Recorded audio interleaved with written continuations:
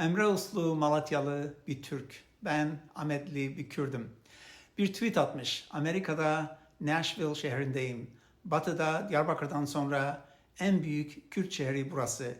Bir Kürt lokantasındayım. Ama üzgünüm.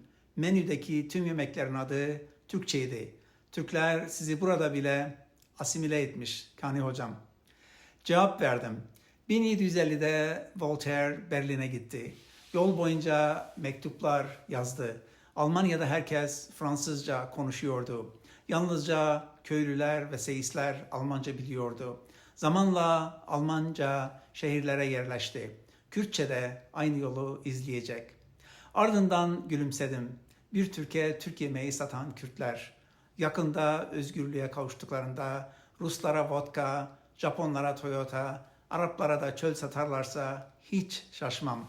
Şaka bir yana 7 yıllık Edessa Restorantı geçen yıl New York Times'ın en meşhur 50 lokantası listesine girmiş. Amerikalılar lokantaya 5 üzerinden 4.8 puan vermiş. Yemek servis edenler işleri gereği kitap dünyasına pek ilgi göstermezler. Ama kitap sevenlerin böyle bir çekingenliği yoktur. Şair Emerson şöyle der: yediğim yemekleri nasıl hatırlamıyorsam, okuduğum kitapları da öyle hatırlamıyorum. Ama beni ben yapan kitaplarımdır. Siyah yazar Baldwin ise noktayı koyar. Kendimle ilgili öğretilmiş ve yarı yarıya inanmış olduğum bütün pislikleri yıllarca kusmam gerekti. Ancak ondan sonra bu dünyada var olma hakkım varmış gibi yürüyebildim.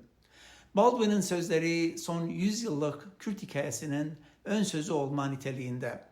Bizim de bir gün önce örneğin Türkiye'de üstünlükçü Türk pisliğini kusmamız gerekiyor. Kürdistan'da var olma ve yürüme hakkı herkesten önce Kürtlerindir.